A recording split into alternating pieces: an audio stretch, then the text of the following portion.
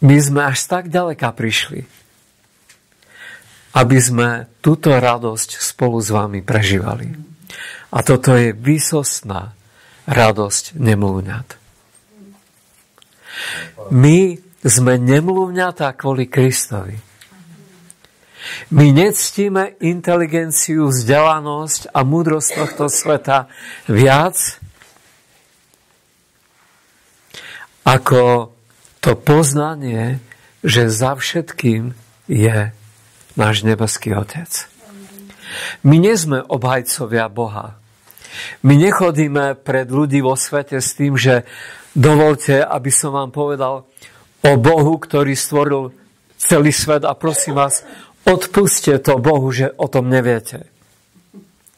My neobhajujeme Boha, ako stvoril svet. Viete, lebo nám nikto neverí, že Boh stvoril svet za 6 dní. Povedzte, kto by mohol stvoriť svet za 6 dní? Všetkých anielov, vesmír, všetky hviezdy. Kto nám toto môže uveriť? A my sme zrazu v úlohe obhajcov. My ako keby potrebujeme obhájiť Boha, že to za 6 dní urobil. Ale my nie sme jeho obhajcovia, my sme jeho svedkovia. My tomu veríme tak, ako keby sme pri tom boli. Ako keby sme to na vlastné oči videli. A držíme sa toho neviditeľného tak, ako keby bol pri nás. Lebo sme nemluvňatá. My sme viac nemluvňatá ako všetko ostatné na svete. Čo robí ľudí ľuďmi. A to kvôli tomu, že to, čo nám to ukázalo, bol Kristus. Kristus je naše všetko vo všetkom. A jeho príbeh začal pred stvorením sveta a života. Na mieste, kde mal syn u Otca lásku prv, ako bol svet. Lebo si ma miloval pred založením sveta, hovorí Pán Ježiš. A potom vidíme v zjavení Jána napísané veľké tajomstvo o tom, že on je ten baránok Boží, ktorý sníma hriechy sveta, čo ono vyznal Ján Krstiteľ, ktorý bol zabitý pred založením sveta. Prvnež Otec a Syn stvorili všetko, čo je viditeľné našim očiam, aj čo je neviditeľné. Tróny, pánstva, kniežatstva, nebesia, zem. Tak mal Syn u Otca lásku a bol Syn milovaný Otcom. A boli na mieste, ktoré bolo skôr, ako bol tento svet. A o tom nám hovorí Pán Ježiš v Evanjeliu Jána v 17. kapitole. A predstavte si, tam hovorí o nás. O tebe, o mne, o Jirkovi. A hovorí, že Otče, neprosím za svet. Viete, koľko je ľudí na tomto svete? 8 miliárd.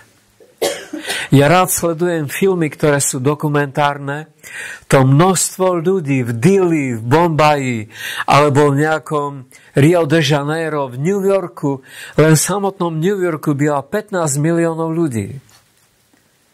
To je viac ako... To je vlastne Československo.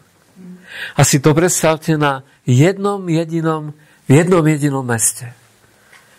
15 miliónov ľudí. A Pán Ježiš hovorí, Oče, neprosím za tých 15 miliónov ľudí, ale za tých, ktorých si mi dal. Za tie nemluvňatá, ktoré vo mňa uverili. Za tých, Oče, prosím, aby videli moju slávu.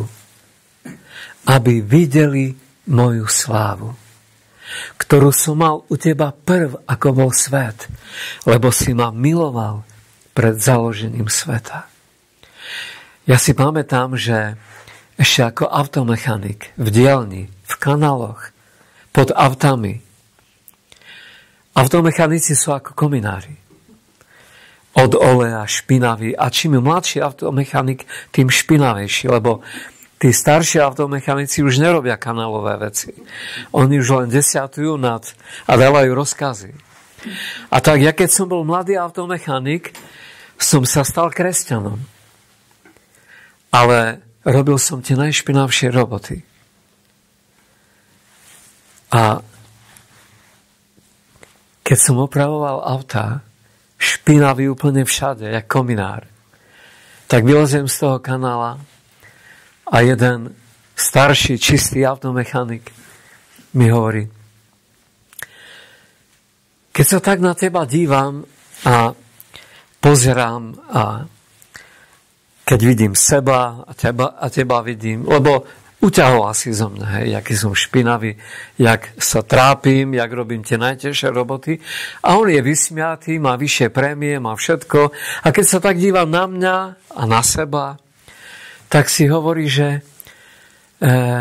na čo mi je tá moja viera v Krista? Od čoho ja mám viac, alebo som lepší ako on? A keď sa na mňa díva a tak ďalej. A to porovnával. A mne vtedy Pán dal zjavenie.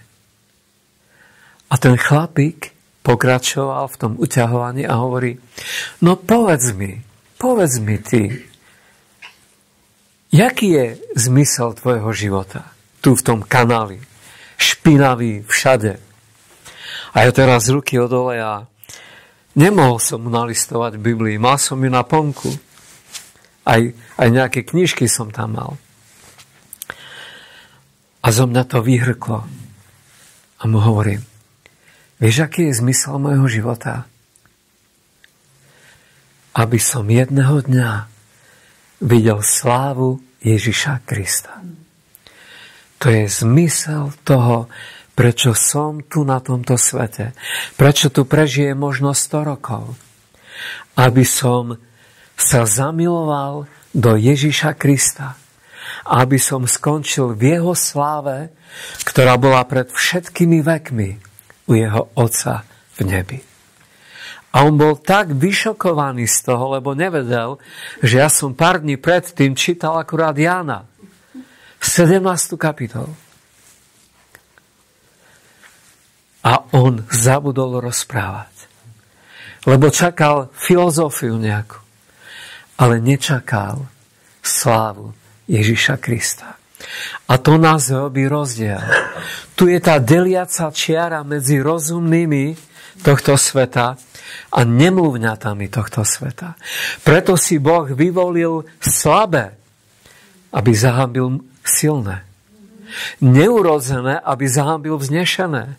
A bláznivé u sveta, preto, aby zahambil múdre tohto sveta. A my sme ale v nezavidenia hodnej situácii. My to vieme, ale svet to nevie. Že Boh obrátil hodnoty sveta hore nohami. A že to, čo ctí svet, Boh tým pohrdá a nenávidí to. A to, čo je mizerné u sveta, Boh nadovšetko miluje. A to je tá viera, ktorá premáha svet. To je tá viera, ktorá ťa z tohto sveta prenesie do večnosti. A bude to v deň, kedy Boh ešte raz zatrasie nebesiami a zemou. A keď bude triasť nebesiami a zemou, tak z neba niečo vypadne na tento svet a do neba, z tohto sveta, do neba niečo priletí. Ja poslednú dobu dostávam SMS-ky, kde mi niekto niečo napíše, nejaký veršik z písma a potom to ukončí. Už nehovoria Maranata. Vymysleli nový pozdrav. Poletíme.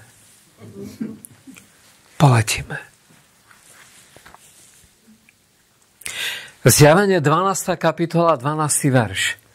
To je to, čo vám dnes chcem povedať ako ústredný verš. Ľahko sa to pamätá. 2 12, kto by si to nezapamätal? Zjavenie Jána, posledná kniha Biblie, 12. kapitola, 12. verš. Prvá kniha Biblie je o tom, ako to všetko začalo.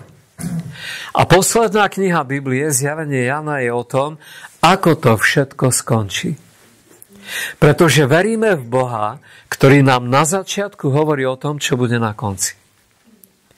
A teraz vám zacitujem ten 12. verš z 12. kapitoly. Je to medzník ľudstva, milník.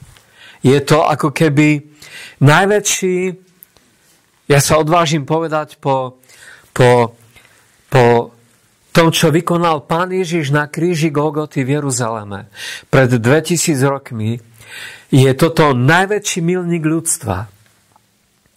Lebo na kríži Pán Ježiš povedal, je dokonané preto, aby sme získali večnosť. Aby sme mali naveky odpustené hriechy a naveky vzťah so živým Bohom. To neprekoná nikto nikdy ničím. Je dokonané, je najväčší milník pre ľudstvo, že ešte aj v nebi na večné veky si to budeme pripomínať. Tú slávu, ktorú dal Boh na svojho syna. Aby skrze svojho syna sám so sebou zmieril tých, ktorí mu uveria. Ale potom je ešte jeden milník. Hovorím dobre po česky, milník. To znamená, že niečo sa už nezopakuje. Niečo, čo už nikdy nikto nenapodobí. Niečo, čo sa stane len jedinkrát v histórii ľudstva. To, čo vykonal Pán Ježiš, to nikto predtým a potom nemohol urobiť. A preto sa Pán Ježiš modlil v Getsemane a hovoril, Pane, keď je možné, odním odo mňa tento kalich. Ale ak to nie je možné, nech nie moja vôľa, ale tvoja nech sa stane. A ten druhý milník znovu urobí Pán Ježiš.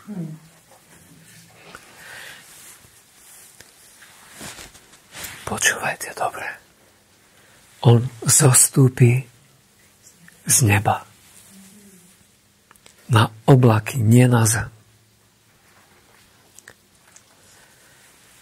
A rozdeli ľudstvo na tých, čo bývajú na zemi a na tých, ktorí odteraz budú bývať v nebi. Milník ľudstva. Tak ako máme také milníky vylodenie v Normandii, keď Hitler dostal KO, tak toto je milník ľudstva, kedy Satan v nebi dostane KO a spadne na zem.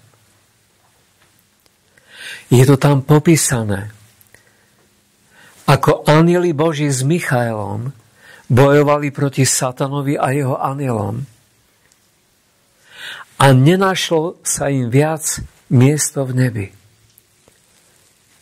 A Boh v jednej chvíli, v tom 12. verši, 12. kapitole, hovorí tieto slova. Díva sa do neba a hovorí, radujte sa vy, ktorí bývate v nebi.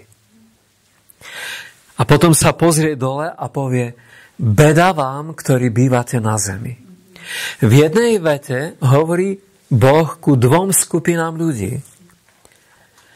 K tým, čo práve prichádzajú do neba a k tým, ktorí zostávajú na zemi.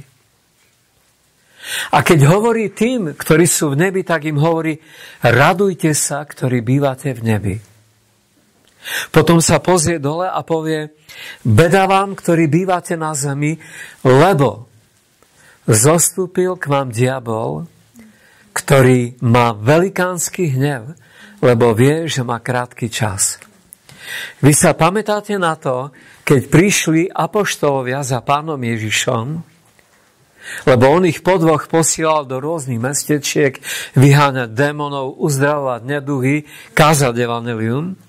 A oni sa po určitom čase vrátili a celí nadšení kričia, Pane Ježišu, tomu nebudeš veriť. Démoni sa nám podávajú. Poslúchajú nás démoni. A vychádzajú z ľudí. A Pán Ježiš sa na nich dívá a hovorí, z toho sa neradujte. Kto by sa z toho neradoval? Ale Pán im povedal, toto nie je tak dôležité. Z toho sa až tak neradujte, ale radujte sa z toho, čo pred chvíľou som citoval, keď Boh povedal, radujte sa vy, ktorí bývate v nebi. A Pán Ježiš im hovorí, z toho sa radujte, ale že vaše meno, Jirko, že tvoje meno je napísané v nebi. Ani nepovedal, že v knihe života, ale povedal, že vaše mená sú napísané v nebi, v nebesiach. A potom sa odmlčal na chvíľku a oni sa na ňo pozerajú. Začali si to analyzovať. A Pán Ježiš im hovorí, videl som Satana ako blesk padnúť z nebies. A ja som nad tým premýšľal a zrazu som pochopil. To má veľkú súvislosť. To má ohromnú súvislosť s tým, že my budeme v nebi bývať, s tým, že Satan tam prestane bývať. Lebo Zjavenie 12. kapitola 8. alebo ktorý verš hovorí o tom, že Satan žaluje pred Božím trónom v nebi non-stop, dňom i nocou na tých, ktorí patria Bohu. A oni nad ním zvíťazili pre krv baránka, pre slovo svojho svedectva a nemilovali svoje duše až do smrti. Lebo milovali Krista, pre jeho Kristovu krv zvíťazili nad diablom a slovo ich svedectva bol Ježiš, Ježiš, Ježiš. Ježiš je naše všetko vo všetkom. Bez Krista nemáme nič. S Kristom máme všetko. Sme dedičmi neba i zeme. Sme dedičmi Božími. A preto sa máme radovať. Lebo náš cieľ je nebesia s Kristom.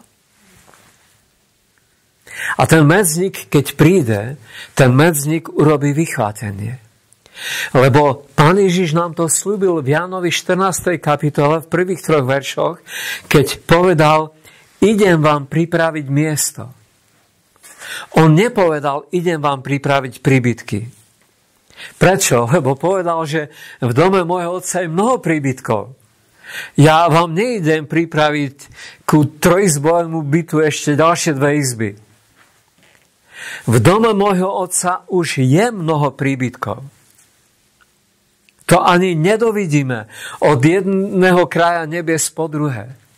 A nakoniec tie príbytky boli ešte pred stvorením sveta pripravené pre nás. Lebo ideme na miesto, ktoré bolo pred založením sveta. Tie príbytky tam už sú. Ale viete, prečo odchádza Pán Ježiš? A prečo nám pripravuje miesto? Predstavte si, že by sme prišli do nebies v čase, kedy ešte Satan nebol vyhodený z neba. A prídeme pred Boží trón a počujeme, jak na nás žaluje. Jak by sme sa cítili? Alebo ako by sme sa cítili dnes, keby teraz bol Satan vyhodený z neba? Priamo, keď je cirkev na tom svete. Veď on by po nás poloval. Aj tak poluje, aj tak na nás útočí, ale je v povetri. Nie je na zemi. Ale keď Boh povie beda tým, ktorí bývajú na zemi preto, lebo k vám zostúpil Satan, ktorý vie, že má krátky čas a preto má veľký hnev, život na tomto svete bude úplne iná liga, ako je dnes. A ten najsilnejší dôkaz, ktorý vám chcem dať a ktorý súvisí s Izraelom, je rok 2014, kedy predsedom vlády bol Benjamin Netanyahu. On je inak pomaly non-stop predseda vlády, už ani nepočítam tie roky. Lebo aj keď ho odvolajú, znovu sa vráti. Aj keď prehrá nejaké menšie voľby, znovu ich vyhrá. A proste Benjamin Netanyahu je, čo ja pamätám, stále predseda vlády. A v roku 2014, neviem, či sa pamätáte, za Baracka Obamy, Iránci dostali zelenú pre svoj jadrový program, o ktorom vedeli, že budú podvádzať a že nikto ich neskontroluje. Barack Obama im k tomu balíčku prirátal ešte $7 miliard, aby sa tak necítili ukrivdeno. A v skutočnosti tam išlo o ropu. A teraz, keď to videl Benjamin Netanyahu, jeho vláda, čo urobil americký prezident s Iránom. A viete, že nad Iránom je perské knieža, ktoré nenávidí Izrael. To poznáme z knihy Daniel. Keď bol poslaný anjel k Danielovi, tak perské knieža 3 týždne ho zdržalo, než by mohol hovoriť s Danielom. Nechcem do tých podrobností zachádzať, idem k Benjaminovi. A ja som počul tlačovú konferenciu v Jeruzaleme, na ktorej vystúpil predseda židovskej vlády a v roku 2014 zaprorokoval pre celý svet. Možno ste o tom nikdy nepočuli, ale ja som lapal po dychu, lebo v tej sekunde, keď som videl, čo on robí, tak som si uvedomil, toto isté urobil svojho času Kajfáš, súd najvyšší kňaz Izraela, keď zaprorokoval pre celý svet. Vy nič neviete, ničomu nerozumiete. Vy neviete, že je užitočné, aby zomrel jeden človek za národ, než aby zahynul celý národ. A súd s najvyšším kňazom v tej dobe hovoril proroctvo od Boha. A toto isté sa stalo v roku 2014, keď najvyšší štatutár Izraela Benjamin Netanyahu na tlačovej konferencii po tom, čo Irán mal zelenú pre atomové zbrane, otvoril svitok Izajaša na tlačovej konferencii židovskej vlády a prečítal Izajaša 60. kapitolu, prvé 2 verše. Keby to nevidím na vlastné oči, tomu ani neuverím. A tam je napísané: Plesaj a raduj sa, dcéro Jeruzalema. Lebo hľa, tma pokrie celý svet a mrákava všetky národy. Ale nad tebou vzíde Hospodin ako slnko rána. A jeho sláva sa bude skvieť nad tebou. A teraz, bratia a sestry, teraz počúvajte pozorne. Aby tma prišla na celý svet a mrákava na všetky národy, nikto nedokáže na svete zapnúť tmu. Žiaden obchod na svete nepredáva zapínače tmy.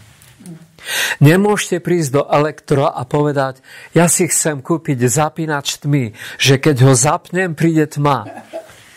A ten elektrikár vám povie: si robíte legráciu.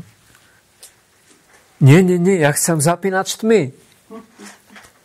Ale my nepredávame zapínače tmy. My predávame iba vypínače svetla.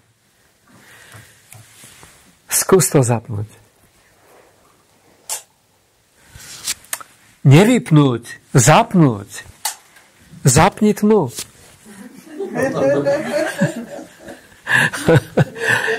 Ale keď ti poviem, vypni svetlo, to každý vie, čo to je. Viete, čo bude pri vychvátení? Boh na nebi skrze Pána Ježiša Krista vezme z tohto sveta svetlo sveta a sol zeme, ktorým je cirkev. A vtedy Boh vypne svetlo na tomto svete. A na svet príde taká tma, ktorú nikto z nás si nedokáže predstaviť. Nedokážeme si to predstaviť, lebo na tomto svete ešte nikdy nebolo vypnuté svetlo. Ja som svetlo sveta, kto mňa nasleduje, nebude chodiť vo tme, ale bude mať svetlo života. A potom sa Pán Ježiš obrátil na apoštolov a povedal: vy ste svetlom sveta, vy ste solou zeme. Nedáva sa pod nádobu svetlo. Máte to pod stolom toto? Prečo si to Jirko nedal pod stoličky? To svieti tak, že to vidí každý. A teraz si predstavte po vychvátení, keď Pán príde pre cirkev, už nikto toto neuvidí. A viete, čo sa stane potom? Tomu dnes verí celá cirkev, aniž by vedela, že tomu verí. Hovorí to prorok Amos. Ja si pamätám na Bonkeho, ako držal Bibliu v nejakej Nigerii, alebo kde. Vieš, že mal tie miliónové zhromaždenia tam. Držal Bibliu v ruke a žval. A kričal: po vychvátení bude táto kniha spálená. A ľudia, ktorí budú mať túto knihu vo vlastníctve, budú pobití. A naplní sa prorok Amos 8. kapitola, kde je napísané, že Boh dá taký hlad a smäd na svet, ktorý nebude hlad po chlebe ani po vode, ale hlad po tom, aby počuli slova Božie. Ešte nikdy na tomto svete nebol taký hlad, že by nebolo na tomto svete slovo Božie. Ešte aj počas katolíckej inkvizície bola cirkev, ktorú my pracovne voláme valdenskí kresťania. A to boli obchodníci, ktorí predávali zeleninu, ovocie a kožu a prepisovali nový zákon do rôznych jazykov, a keď urobili s tebou obchod, dali ti Božie slovo. Potom ich katolícka inkvizícia zlikvidovala v Taliansku. Ale aj v tej najväčšej hustote a tmy boli ľudia, ktorí nosili Božie slovo a držali ho. Ale po vychvátení bude taká tma na tom svete a mrákava nad národami, že jediné svetlo, ktoré bude svietiť, bude Jeruzalém. A to bude dôvod, prečo sa okolo Jeruzaléma zhromaždia všetky národy a armády sveta. Vy sa pamätáte na Zachariáša, na 12. kapitolu, ako hovorí, že urobí Jeruzalém ťarchou velikánskou, balvanom veľkej ťarchy. A každý, kto bude dvíhať ten balván, zraní sa až do krvi. Ja si pamätám na recepta Erdogana, ktorý prišiel do OSN na zvolanie celej OSN kvôli tomu, že mal kázať proti Izraelu.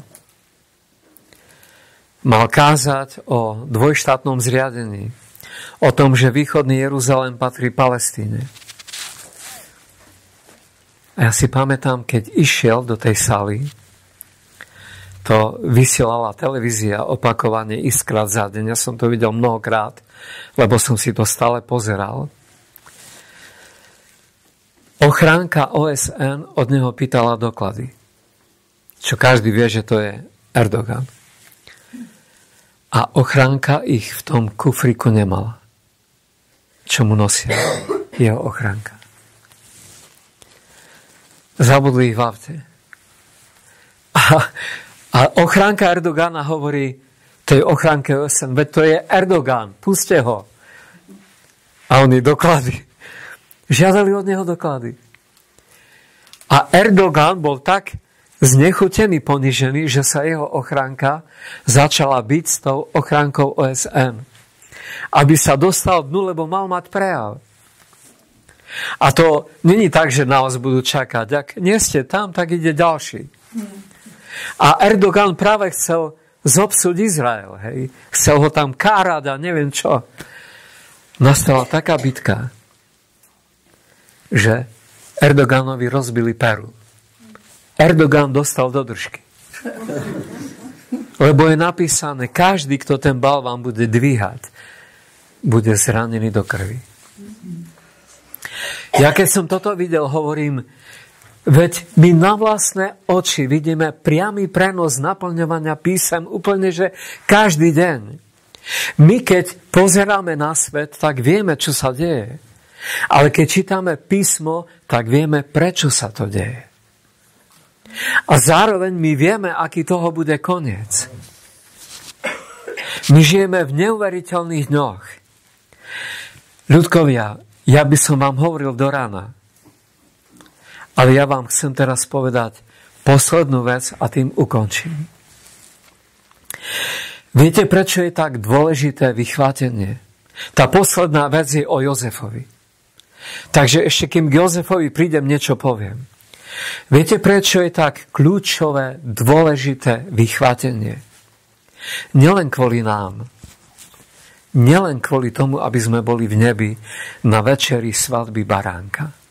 Nielen kvôli tomu, že je blahoslavený ten, kto je pozvaný na večeru svadby baránka.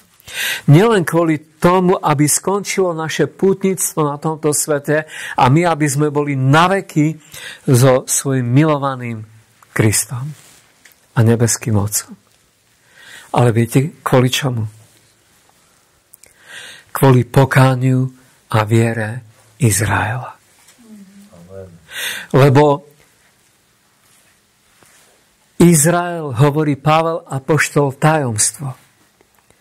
Napríklad, keď hovoril o vychvátení v 1. Tesaloničanom 4. kapitole, povedal: slovom Pánovým vám hovorím tajomstvo, všetci nezomrieme, ale všetci budeme premenení. To u Korinťanov hovorí. Hej. Ale toto vychvátenie je tajomstvo, preto to neverí každý. Preto to nepozná každý. A to nie je na odsúdenie tých ľudí, ktorí tomu neveria, ale na zvýraznenie toho, že slovom Pánovým nám povedal Pavel apoštol tajomstvo Božie. A samotná Biblia je veľké tajomstvo Božie. Ale keď Boh ešte na niečo povie, že to tajomstvo je, tak to je tajomstvo na druhu. A jedno z tých tajomstiev Božích zapísaných v Biblii je znovu slovami apoštola Pavla. On napísal list do Ríma, kde sa bratia v cirkvi vadili kvôli viere Izraela. A jedni hovorili, no kedy uverí Židia, kedy už uveria, veď oni zavrhli Pána a oni videli jeho zázraky a tak ďalej, lebo rímska cirkev nebola založená apoštolmi. Rímska cirkev bola založená obchodníkmi, ktorí videli Kristov život, jeho kázne, chodili, obchodovali a oni jednoducho uverili v Krista. A potom, keď videli, že ho Židia dali ukrižovať, tak si to nevedeli vysvetliť. A vadili sa na tom a mudrovali nad tým, kedy uverí Izrael. A Pavel im píše: bratia, nehádajte sa, nemudrujte. Prestaňte s tým.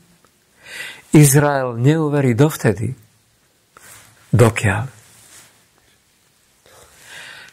Písmo je niečo, cez čo nejde vlak. To musí tak byť.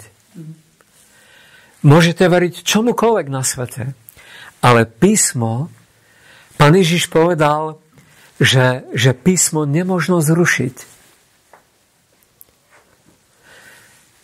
Pán Ježiš, keď bol pokúšaný satanu na pušti, 3-krát povedal, je napísané. A ho roztrieskal na marné kúsky. Je napísané, je napísané, je napísané.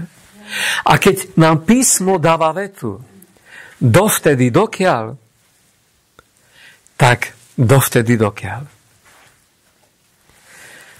A Pavel tam hovorí, Židia neuveria dovtedy, dokiaľ, citujem Pavla, nevojde plnosť pohanov. Teraz pozor, nehovoríme o matematickom vzorci pohanov, že koľko ich bude. Hovoríme o tom plnom čísle, ktoré raz bude, že niekam vojde. Lebo počet je, koľko ich je. Ale vojde a nevojde je o tom, že zmenia miesto. Pohania niekam vojdu, kde teraz nie sú. A keď pohania tam vojdu, kde teraz nie sú, vtedy uverí Izrael.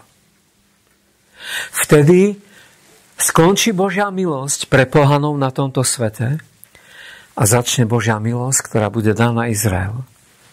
A Jeruzalém bude šľapaný od pohanov dovtedy, dokiaľ sa nenaplnia časy pohanov. Viete, čo sa stalo v 9. kapitole Daniela?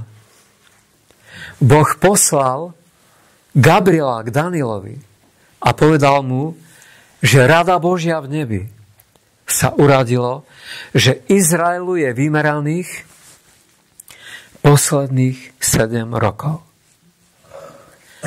A bude to odvtedy, keď bude zjavená spravodlivosť vekov na kríži v Jeruzaleme. Keď bude zaplatené výkupné na kríži Golgoty. Vtedy Boh stopil čas a pustil ho cirkvi. Cirkvi čas ide, až jedného dňa Boh zastaví čas, lebo ich zoberie domov. Už čas nebudeme potrebovať. Už nám nemá aký zmysel plynúť čas, lebo budeme doma. Plnosť pohanov vojde.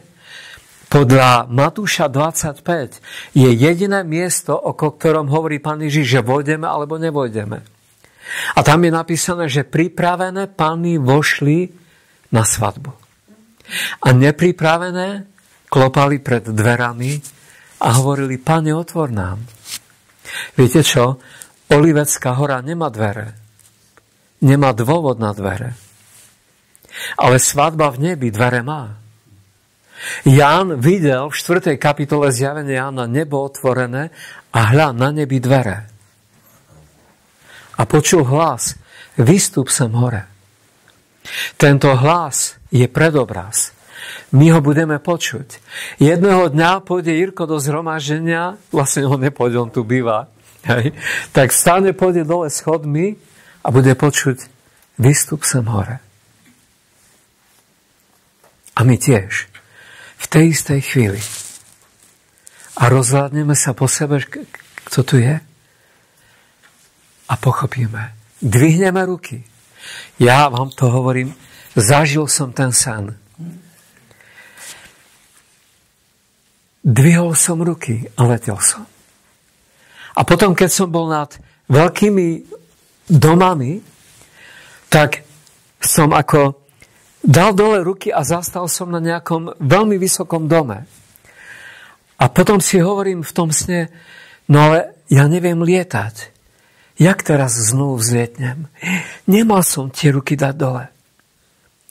A dvihol som ruky a znovu som letel. Aniž by som vedel lietať, len keď som dvihol ruky, som letel. A toto zažijeme v ten milník ľudstva, kedy Boh jedných vezme domov, presne preto, aby pustil čas Izraelu. Aby uveril Izrael. Aby milosť bola daná židovskému národu. My budeme na svadbe v nebi a Izrael spozná svojho Mesiáša. A Zachariáš hovorí, keď Izrael bude obklúčený armádami celého sveta. Vlastne Zachariáš to hovorí, hej. 12. kapitola. Tak vtedy Duch Svätý, Boh, vyleje Svätého Ducha na židovský národ. A prvé, čo urobia, budú plakať ako v údolí Megidona, ako jedno srdce, jedna duša. Vtedy plakali nad bohabojnejším, nad najbohabojnejším kráľom Izraela.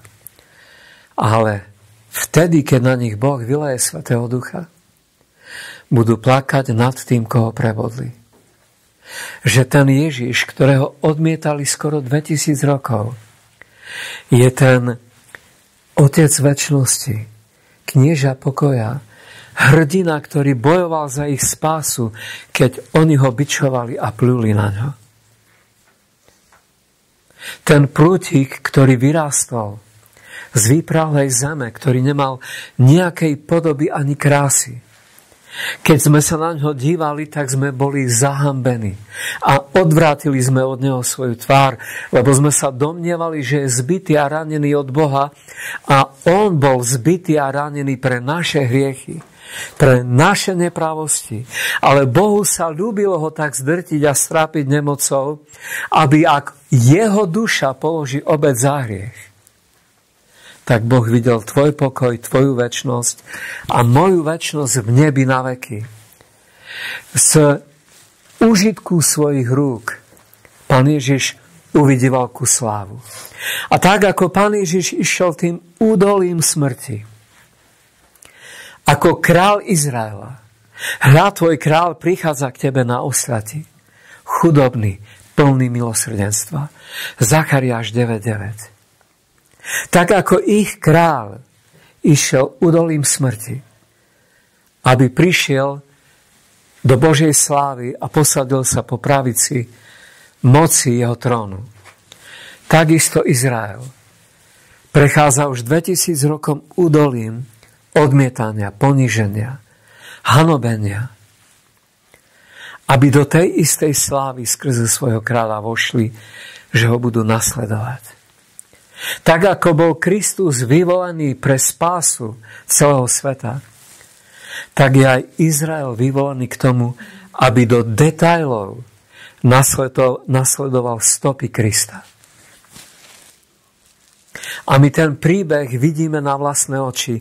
A tým, čím chcem skončiť, je príbeh Jozefa. Jakobovho Jozefa, ktorého poznáme s písem ako Jozefa z Egypta. Viete o jeho snoch? Jak sa mu klaneli všetky hviezdy, mesiac, slnko. Jak sa mu klaneli snopy na poli. A viete, jak on maličký chodil a tie sny rozprával na počkanie. A jak všetci ho kvôli tomu nemali rádi, ešte aj Jakub sa hneval. Kto to kedy videl?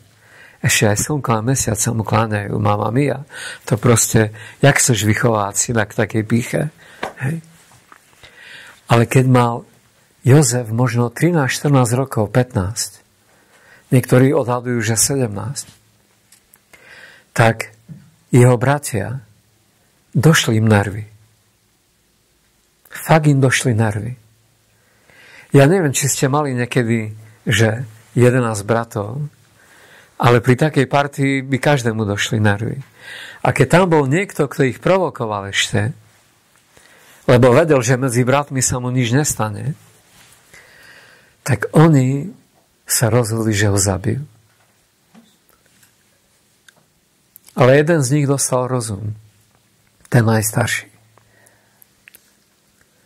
A prehovoril ich, máme lepší nápad, ako zabiť. Toto by sme nezmazali, vraždu brata. Predajme ho. Tu chodia madianskí kupci, obchodujú s Egyptom. Predajme ho. Viete, za koľko ho predali? Jozef je predobraz Krista. Za 30 strieborných. Tak ako pozdejšie bol predaný Pán Ježiš Judášom. Ale ten príbeh nekončí pri tom predaji. Jozef v tej chvíli, ja to mám inak všetko prípravné poznámky a tak, ale nepotrebujem ich. V tej chvíli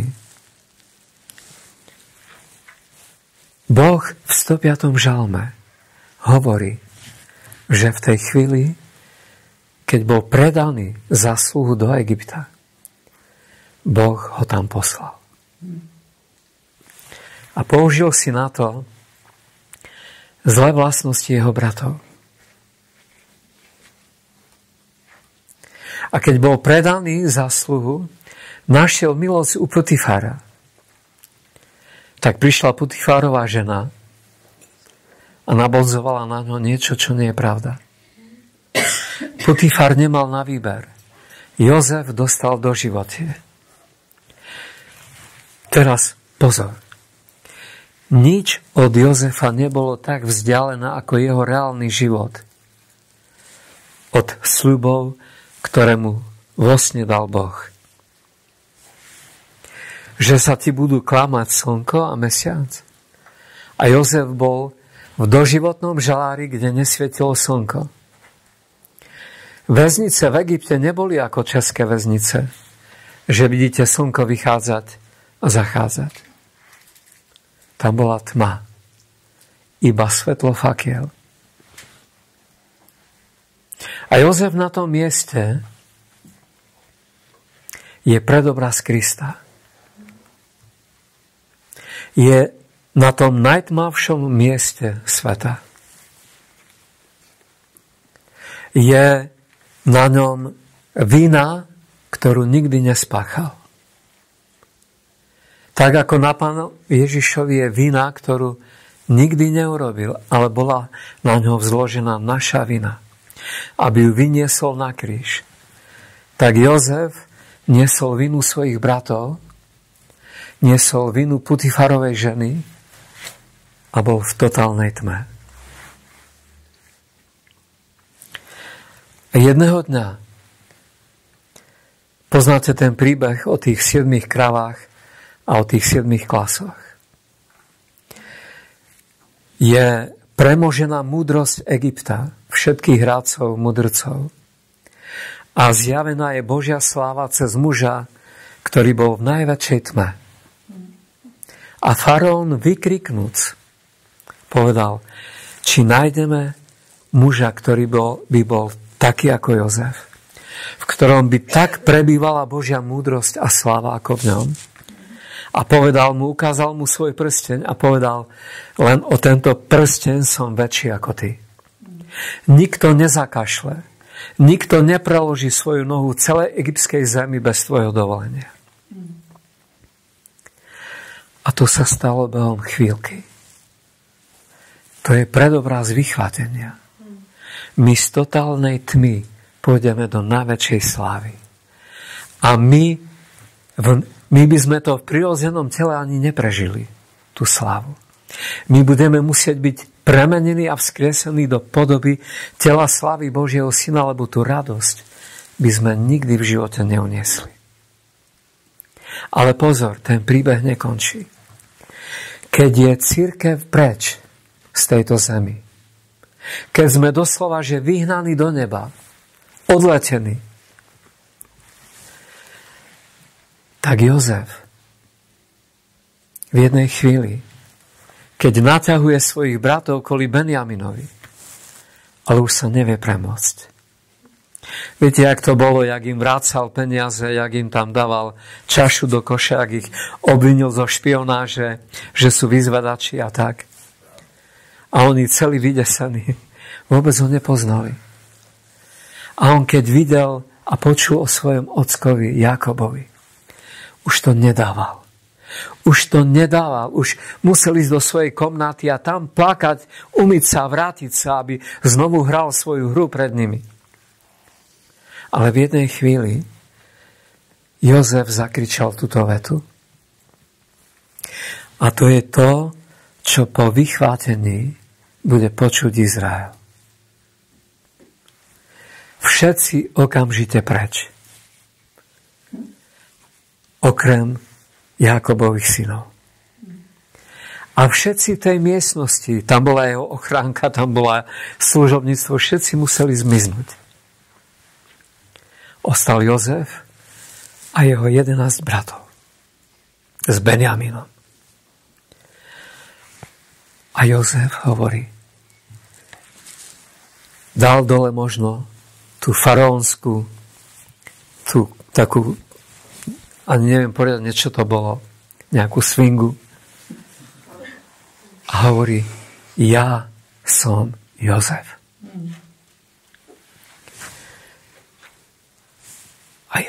sedia. Nemôžu prehovoriť. A Jozef sa tak rozplače. A oni s ním budú plakať nad tým, koho prebodli. Ako plakali nad tým, ktorého predali, ktorého chceli zabiť. Pozor teraz. Cirkev to neuvidí zo zeme. Nemôže to vidieť zo zeme. Je to tak osobné medzi Kristom, Otcom a Izraelom, že cirkev musí byť v nebi. Keď Pán Ježiš sa dá poznať Izrael. Preto máme takú lásku k Izraelu. Lebo Izrael je niečo tak osobné medzi Bohom, Kristom a ľudom Izraela. Že to, že zavrhli Pána Ježiša, že o ňom dodnes mnohí nechcú počuť, väčšina, to je medzi nimi. A my, to zmierenie, ten Jom Kippur, my budeme v nebi, keď oni to zmierenie zažijú. A tak, ako Duch Svätý o letniciach prišiel, možno o letniciach odíde z cirkvou. Lebo viete, že Pán Ježiš povedal o Duchu Svetom, on bude s vami na veky. A keby my sme odišli do neba a on by ostal, neboli by sme na veky. Preto vidíme u Zachariáša, že z neba je Duch Svätý znovu vylievaný po tom, čo už je cirkev v nebi. On ako keby pôjde s nami na okamih na svadbu, ale potom znovu príde a bude vyliatý na Izrael. A Izrael uverí ako jedno srdce, ako jedna duša. A potom, tým končím, potom príde jeden slávny deň, a to je 19. kapitola Zjavenia Jana. Keď Pán Ježiš bude prichádzať, ale nie ako na obláky, keď mal láskavý pohľad, keď mal čelenku na hlave a v ruke zlatý srp. Ale bude prichádzať ako ten, ktorého oči sú ako plameň ohňa. V ktorého ústach je ostrý meč, aby ním bil a súdil národy. A my s Pánom Ježišom budeme prichádzať na bielých koňoch za ním. Nie pred ním, za ním. Aby sme pomohli Izraelu. Aby bol spasený celý Izrael.